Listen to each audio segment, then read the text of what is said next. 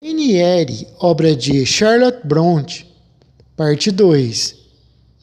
Quem sabe, minha jovem, você tem outros parentes além de Mr. Reed? Acho que não, senhor. Não tem ninguém da parte do seu pai? Eu não sei. Uma vez perguntei a Mr. Reed e ele disse que talvez eu tivesse alguns parentes pobres e sem importância chamados Eyre, mas não sabia nada deles. E se tivesse esses parentes, gostaria de ir para junto deles? Refleti. A pobreza parece horrível para os adultos e ainda mais para as crianças. Não conseguem imaginar a pobreza respeitável, ativa e trabalhadora. Essa palavra para os pequenos lembra apenas roupas esfarrapadas, comida escassa, lareiras sem fogo, maneiras rudes e vícios infamantes. Pobreza para mim era sinônimo de degradação. Não gostaria de pertencer a gente pobre. Foi a minha resposta para o doutor. Nem mesmo se eles fossem bondosos para com você? Neguei com a cabeça. Não compreendia como pessoas pobres poderiam ser bondosas. E aprender a falar como eles, adotar suas maneiras, crescer como uma daquelas pobres mulheres que eu via algumas vezes embalando os filhos ou lavando roupas às portas dos casebres do vilarejo de Gastewid. Não, eu não era heróica o bastante para comprar a liberdade com o sacrifício da classe social.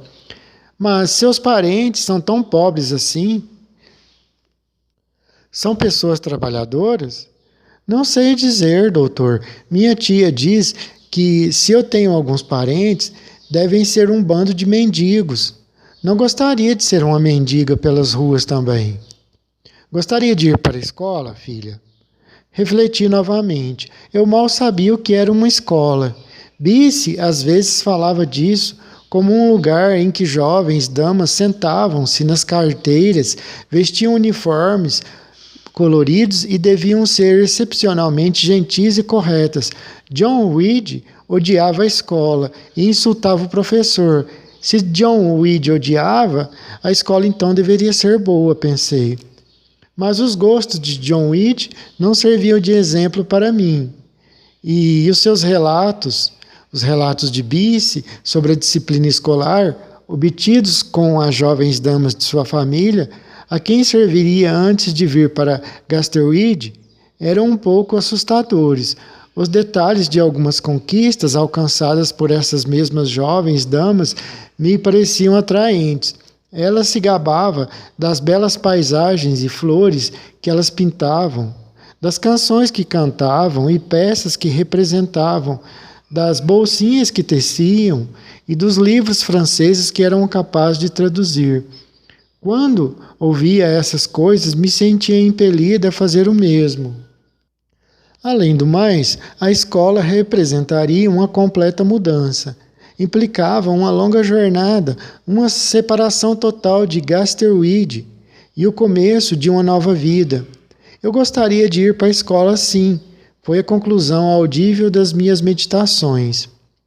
Bem, quem sabe o que pode acontecer, disse o Dr. Lloyd, enquanto se levantava. Essa criança precisa de uma mudança de ares e de cenário, pensou consigo mesmo. Seus nervos estão um pouco abalados. Bice voltou do almoço. No mesmo instante, ouviu-se o ruído das rodas da carruagem sobre o caminho de cascalho. É a sua patroa que está chegando, ama, perguntou Mr. Lloyd. Gostaria de falar com ela antes de ir? Bice convidou-o a dirigir à sala de almoço e acompanhou-o até lá. Na conversa que se seguiu entre ele e Mr. Reed, eu imagino, pelos eventos que se seguiram, que o farmacêutico arriscou-se a sugerir que eu fosse mandada para uma escola. A recomendação foi prontamente aceita, sem dúvida. Como a Bolt, disse a Bice, quando as duas sentaram-se no meu quarto, costurando certa noite, depois que eu já estava na cama e pensavam que eu havia adormecido. A senhora estava bastante contente por se livrar de uma criança tão incômoda e geniosa, que parecia estar sempre vigiando as pessoas e traiçoeiramente tramando alguma coisa. Acho que a Bolt imaginava que eu fosse um tipo de Guy Fawkes infantil. Na mesma ocasião, eu soube pela primeira vez, pelo que a Bolt contou a Bice, que meu pai fora um pobre clérigo, que minha mãe se casara contra a vontade da família, que considerava o casamento indigno de sua condição, que o meu avô, o Ide, ficou tão irritado com a desobediência da filha que a cortou do testamento, deixando-a sem um tostão, que meus pais estavam casados há apenas um ano, quando ele pegou a febre tifoide ao visitar a população pobre de uma grande cidade industrial pertencente à sua paróquia e onde predominava a epidemia dessa doença, que minha mãe pegou também a doença, e ambos morreram com um mês de diferença um do outro. Bice, ao ouvir esse relato, suspirou e disse: devemos ter pena dessa pobre Miss Jane, também, Abbott. Sim, respondeu Abbott. Se ela fosse uma menina bonita e gentil, podíamos ter pena do seu abandono, mas ninguém pode realmente ligar muito para uma sapinha feia como essa. Não muito com certeza, concordou Bice. De qualquer forma, uma beldade como Miss Georgiana causaria mais compaixão numa situação semelhante. Sim, eu adoro Miss Georgiana, exclamou Abbott com ardor. Tão querida, com aqueles longos cachos e aqueles olhos azuis e uma testa tão linda, parece uma pintura até. Bem, Bice, posso imaginar um coelho à moda galesa para o jantar. Eu também, e com cebolas assadas. Venha, vamos descer. Nota do tradutor. Guy Fawkes, soldado inglês católico. Da minha conversa com o Dr. Lloyd e da conversa entre Bice e Abbott, que acabei de relatar, juntei esperanças suficientes para desejar que algo melhor acontecesse. Uma mudança se aproximava. Eu desejava e esperava por ela em silêncio, mas tardava, no entanto. Passaram-se os dias e as semanas. Voltei ao meu estado normal de saúde e nenhuma alusão era feita sobre o assunto que me preocupava. Mr. Reed às vezes me olhava de forma severa, mas raramente me dirigia a palavra. Desde que eu ficara doente, ela traçara com mais firmeza ainda a linha de separação que me isolava dos seus próprios filhos. Determinou que eu devia dormir em companhia, no pequeno quartinho, fazer as refeições sozinha e passar todo o tempo no quarto das crianças, enquanto meus primos viviam constantemente na sala de estar. Mas não fez uma insinuação sequer sobre mandar-me para a escola. Eu tinha uma certeza instintiva de que ela não conseguiria mais suportar-me sobre o mesmo teto. Seu olhar, quando se voltava para mim, expressava uma profunda e insuperável aversão, agora mais do que nunca. Elisa e Georgiana, evidentemente cumprindo ordens da mãe, falavam comigo o menos possível. John Weed botava a língua para fora sempre que me via. E uma vez tentou me castigar, mas como me virei contra ele imediatamente, agitada pelo mesmo espírito de profunda ira e desesperada revolta que me fez agir da outra vez, ele achou melhor desistir e correu para longe de mim, lançando impropérios e jurando que eu tinha rebentado seu nariz. Eu havia, efetivamente, lançado contra esse traço proeminente da sua cara um soco tão forte quanto me permitiam as minhas forças. E quando vi que tanto o soco quanto a minha expressão o assustavam, senti muita vontade de prosseguir no meu propósito. Mas ele já se encontrava junto da mãe.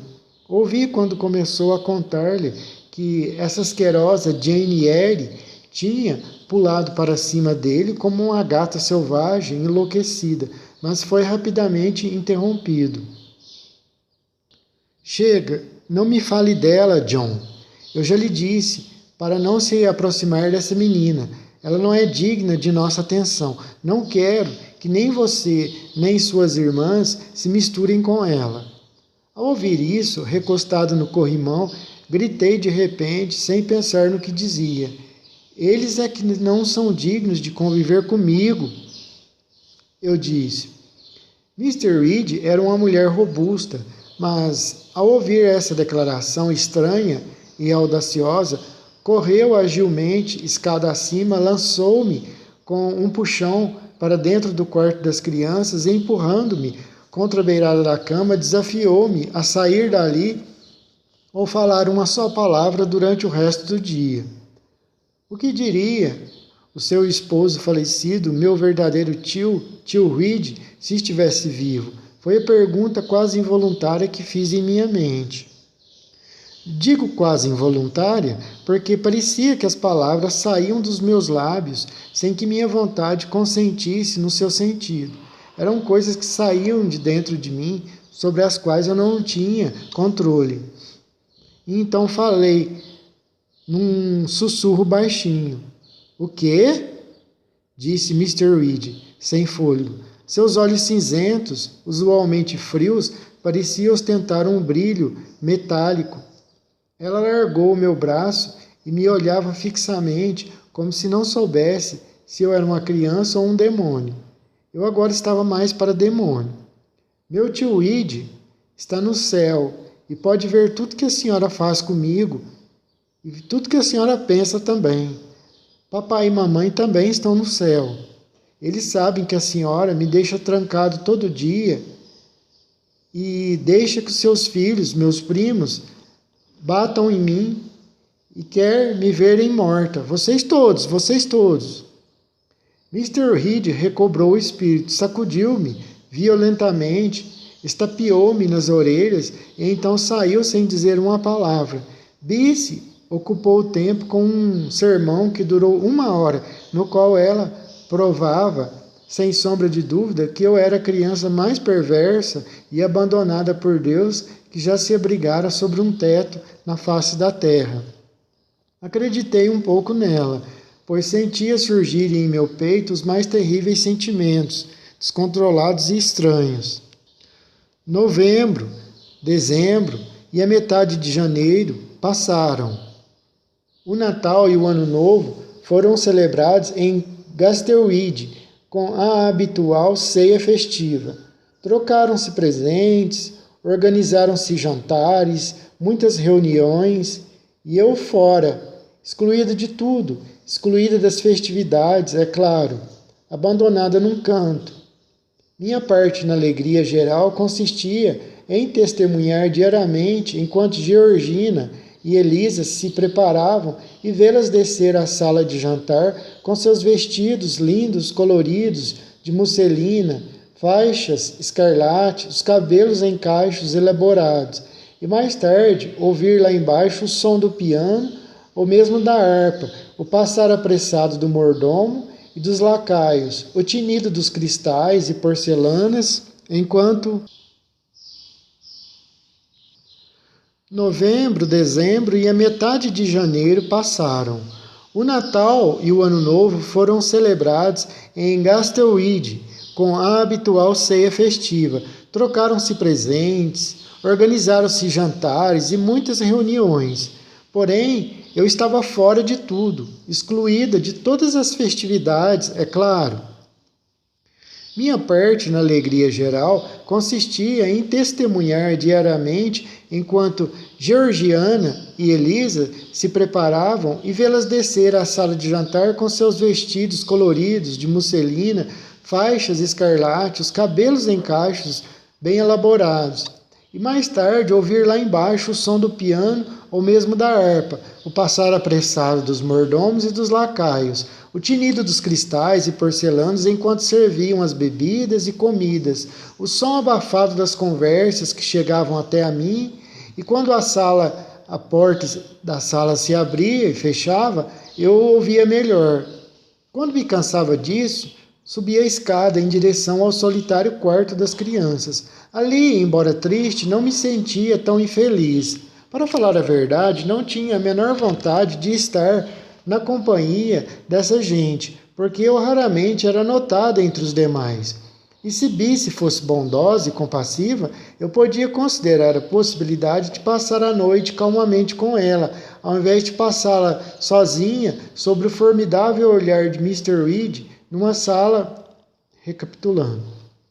E se Bice fosse bondosa e compassiva, eu podia considerar a possibilidade de passar a noite calmamente com ela, ao invés de passá-la sobre o formidável olhar de Mr. Reed, numa sala cheia de damas e cavalheiros. Mas Bice, assim que terminava de vestir as duas jovens, minhas primas, costumava escapar para a alegre vivacidade da cozinha ou do quarto das criadas, e geralmente levava o candeeiro com ela e eu ficava sozinha. Eu então me sentava, com minha boneca no colo, até que o fogo se extinguisse, olhando ao redor de vez em quando, para ter certeza que ninguém além de mim assombrava o quarto escuro. E quando as brasas atingiam a cor rubra, quase negra, eu rapidamente me despia, puxando os laços e nós da roupa da melhor forma possível e abrigava-me do escuro e do frio na minha cama. Levava sempre a boneca comigo ao deitar-me.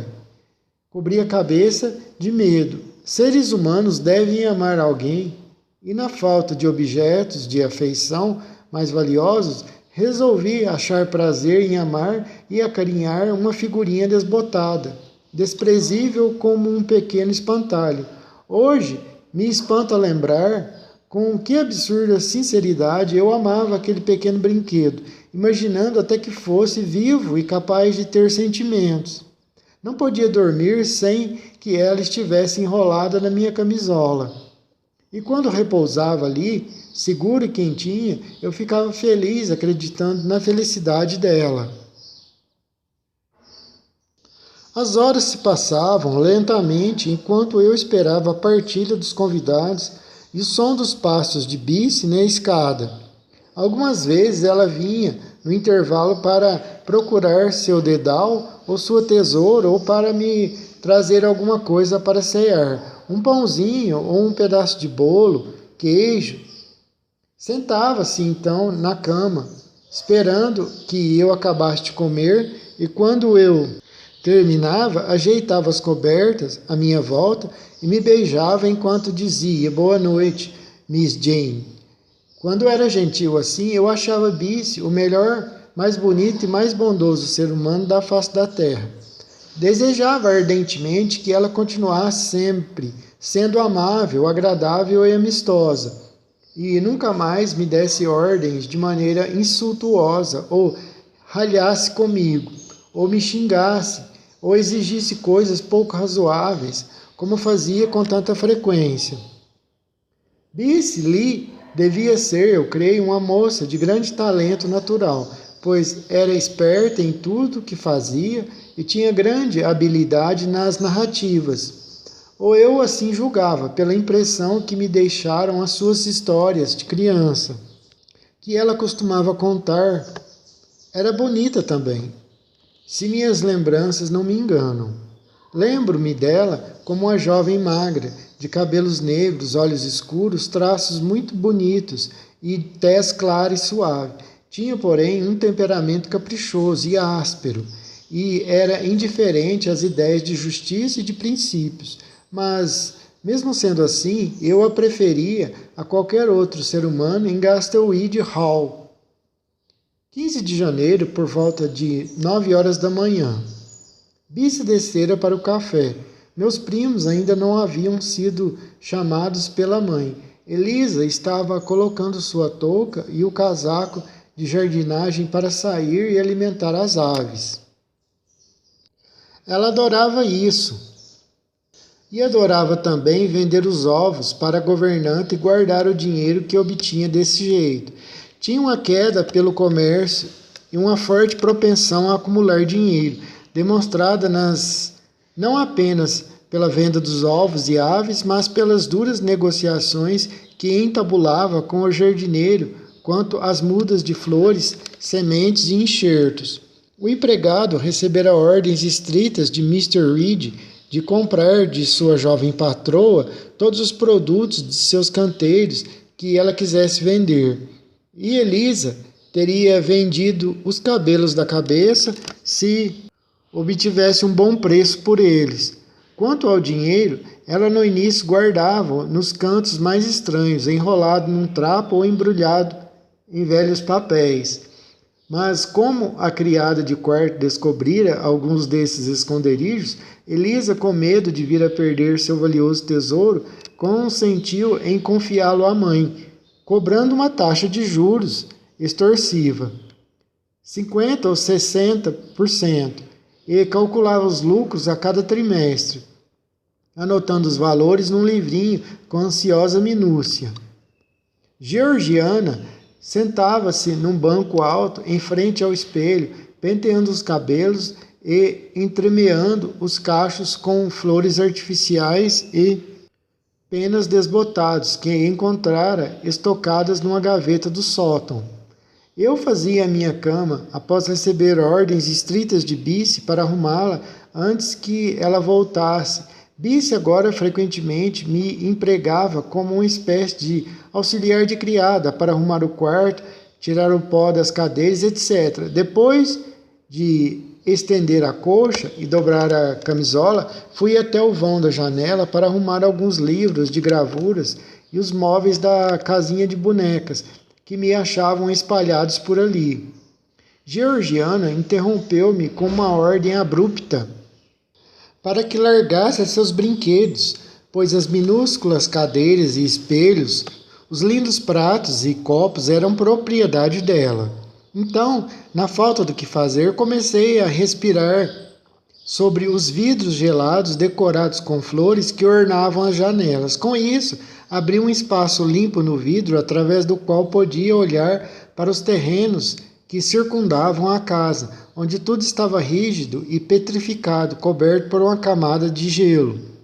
Da janela eu podia ver a guarita do porteiro e o caminho da carruagem, e quando dissolvi o suficiente da crosta branco-prata que empanava as vidraças, deixando um espaço para olhar para fora, vi os portões se abrirem e uma carruagem entrar. Olhei com indiferença enquanto ela subia o caminho, pois carruagens vinham constantemente a Gastelweed, mas nenhuma trazia algum visitante que me interessasse.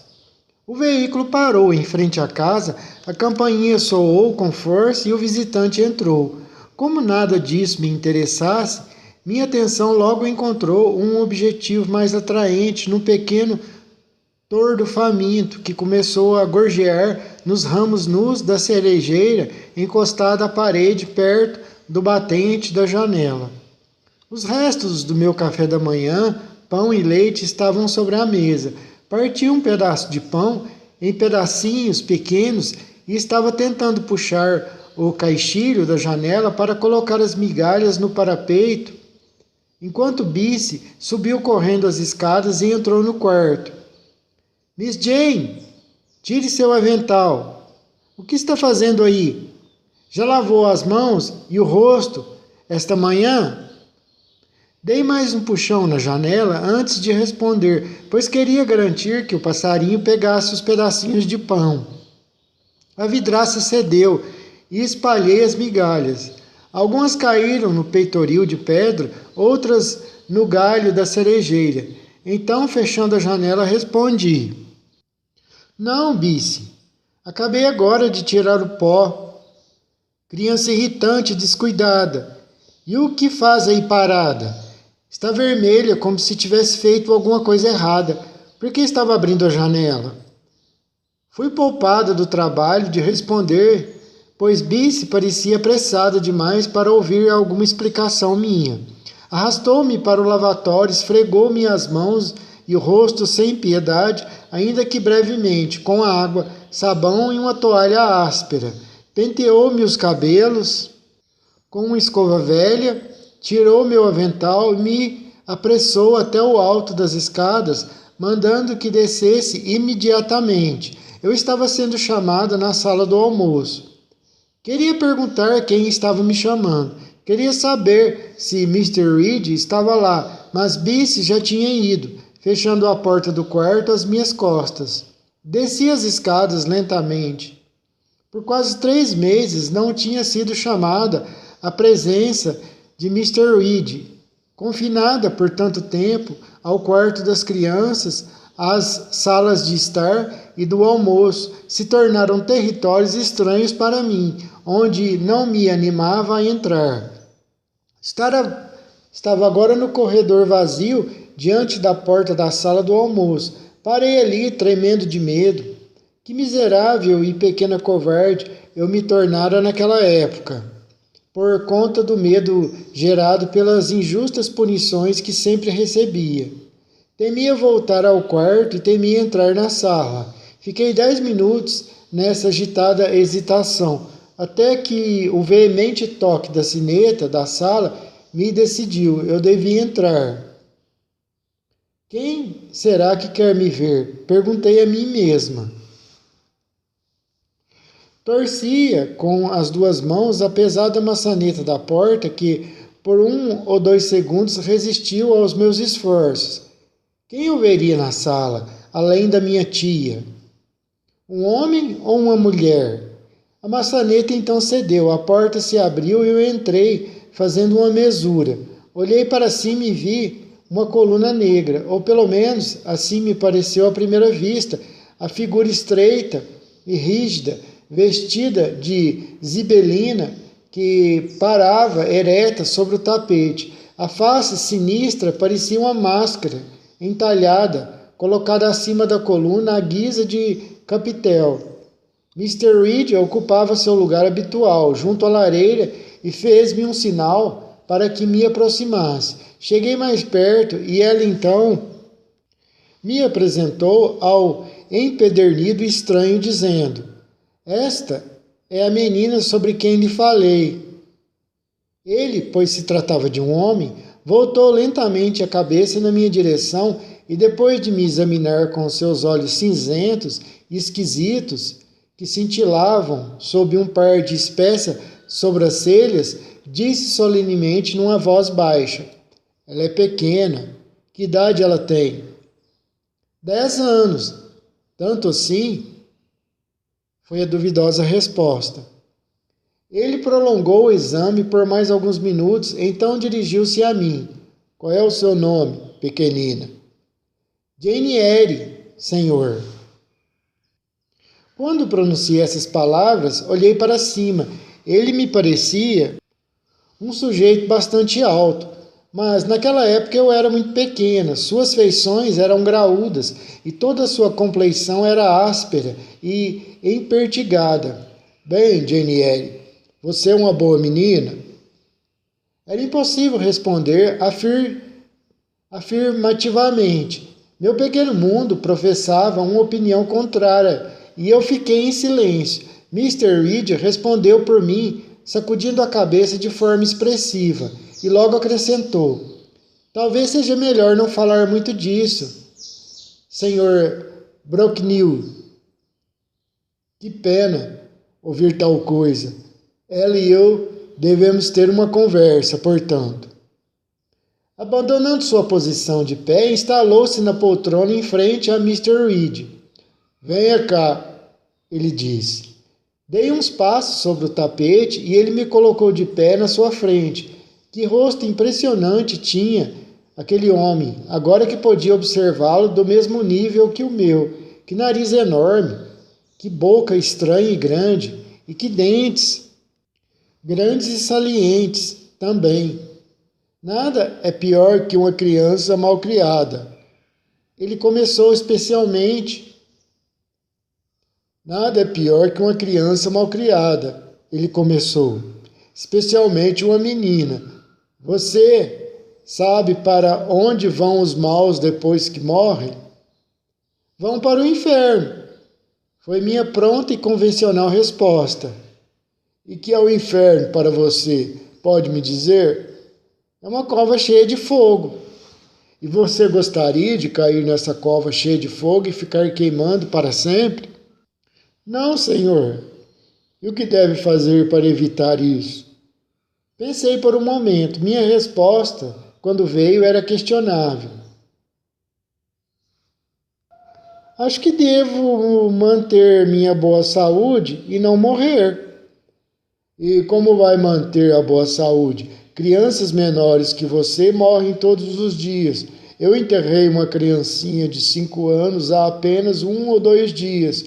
Uma criança boa, cuja alma está agora no céu. É possível que a mesma coisa não aconteça com você, se fosse chamada agora.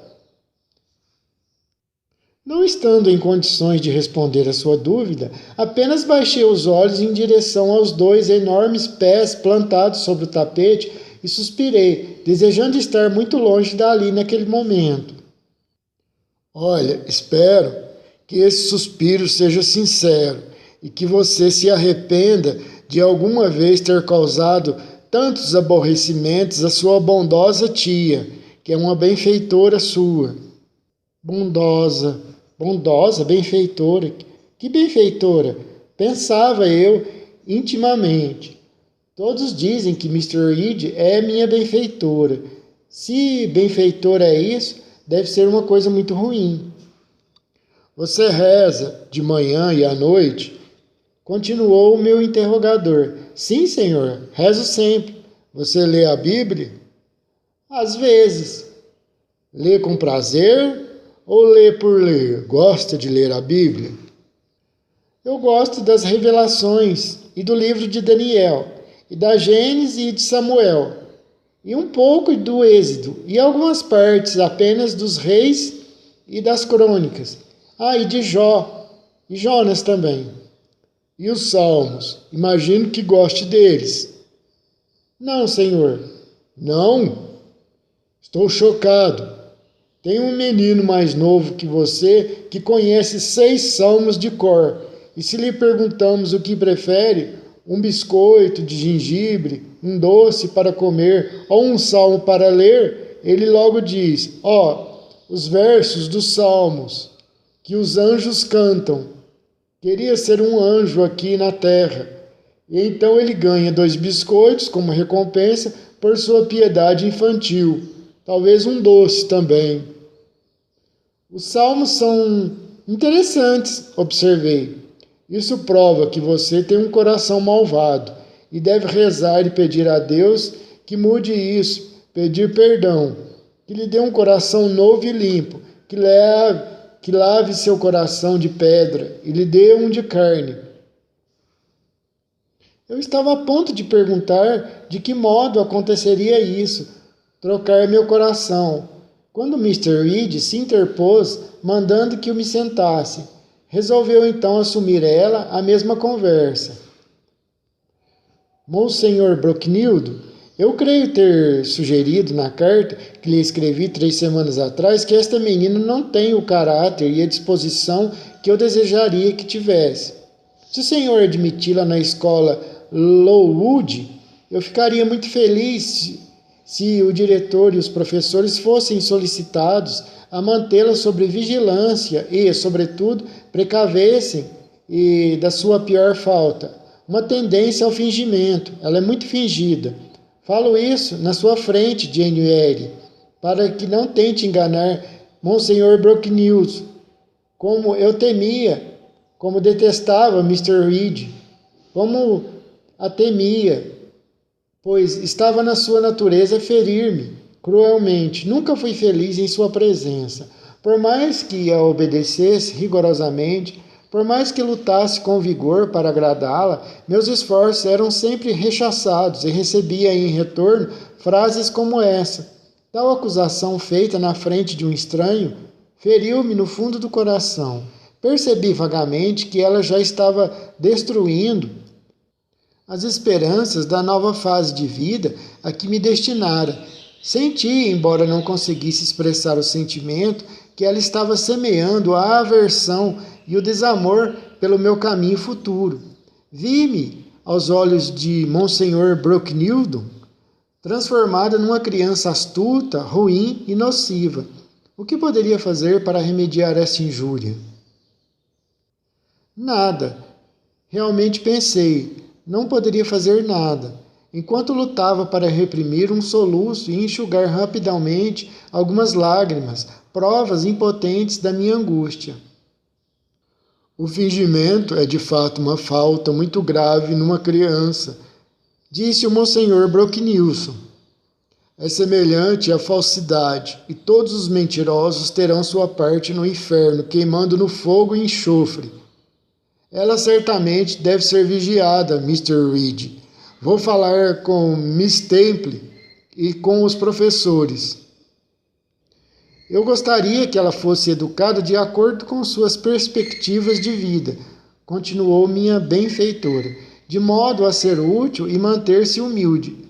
Quanto às férias, ela deve passá-las sempre em Lowood, se o senhor concordar, Monsenhor Brocknilson. Suas decisões são extremamente sensatas, madame, respondeu Monsenhor Brocknilson. A humildade é uma virtude cristã, especialmente adequada aos alunos de Lowood. Eu cuido pessoalmente para que seja constantemente cultivada entre eles. Estudei a melhor maneira de mortificar-lhes o mundano sentimento da vaidade. Ainda outro dia tive a mais agradável prova do meu sucesso. Minha segunda filha, Augusta, foi visitar a escola com a mãe e, ao retornar, disse: "Oh, papai querido, como as meninas de Lowood parecem calmas e simples, com seu cabelo penteado para trás das orelhas, seus longos aventais e aqueles bolsinhos por fora dos seus vestidos, quase parecem filhas de gente pobre. Olharam para o meu vestido e o de mamãe como se nunca tivessem visto um vestido de seda." Esse é o sistema que conta com a minha total aprovação, retornou Mr. Reed.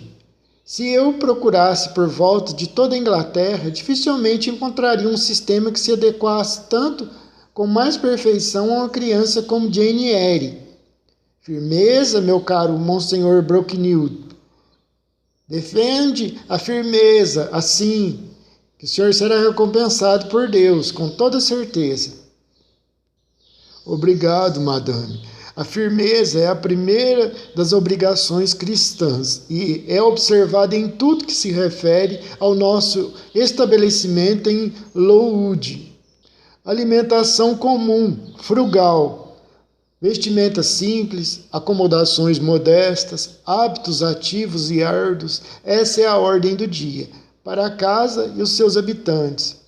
Muito certo, senhor. Posso então contar que essa menina será recebida como aluna em Lowood e receberá educação de acordo com sua posição e perspectivas de vida?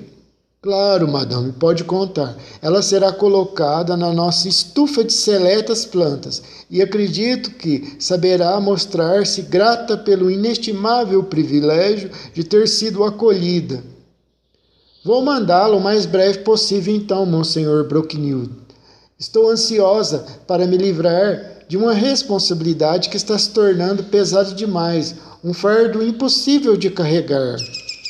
Sem dúvida, madame, sem dúvida. Então desejo-lhe um bom dia. Devo retornar dentro de 1 ou 2 semanas.